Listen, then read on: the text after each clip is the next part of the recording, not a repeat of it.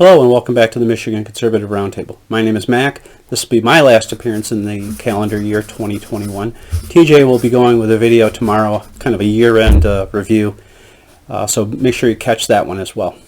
But today we are going to first talk about our contest. Should we reach 1,000 subscribers by January 1st, essentially? So we have all day, the 12/31, to get this accomplished. Once January comes, then we will have to work out a new contest. But if we get to 1,000 subscribers by then, we will give away 3 $50 gift cards of the winners choosing. That's 3 separate winners.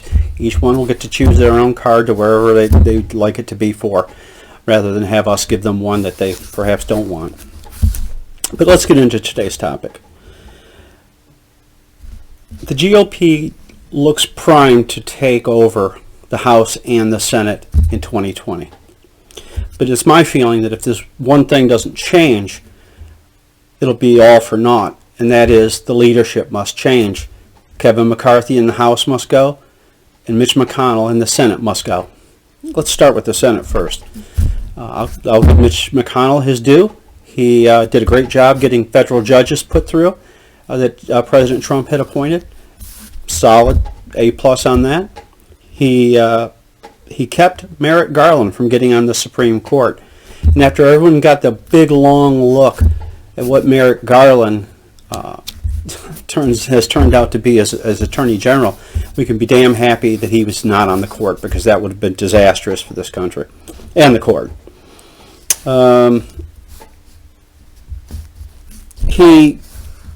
Here's why I think he has to go. The moment Joe Biden was deemed to be elected and became president-elect, Mitch couldn't stab Donald Trump in the back fast enough. And he became an instant never-Trumper.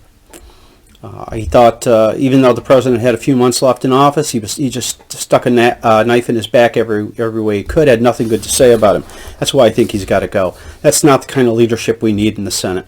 We need strong leadership that backs our president, especially if that president is Trump, or who knows will be president. Maybe it will be President DeSantis. We'll find out in a few months. Now here's who I think should be running the Senate, who should be the leadership. I think a Ted Cruz, with his strong constitutional background, could do a good job as a Senate Majority Leader. Got to give him a shot. We've seen Rand Paul really step up.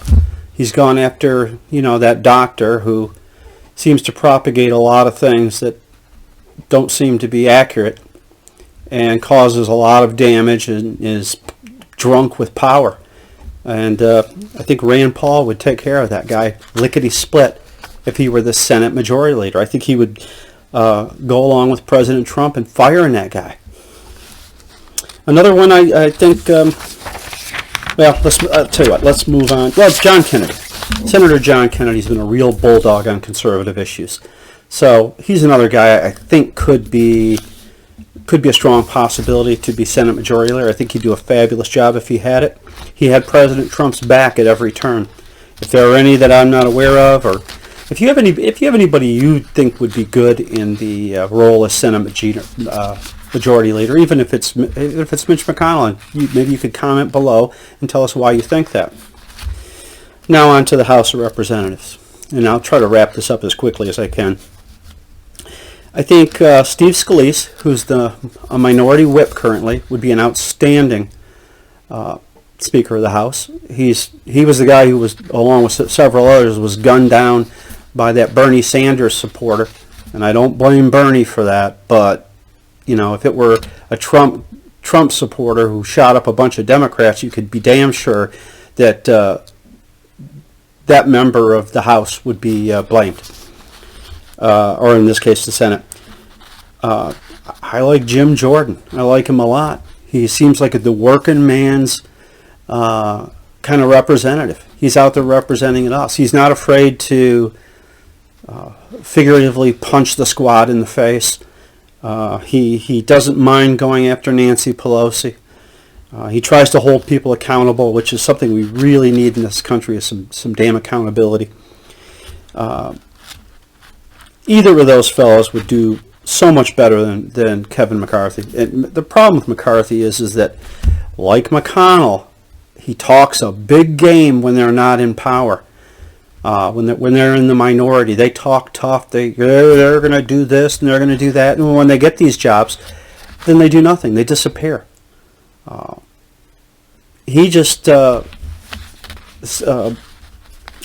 McCarthy just voted with, along with 79 other Republicans, just voted with the Democrats to give the House, the government, the ability to look into our medical records, which is against the law, and it should be for them too.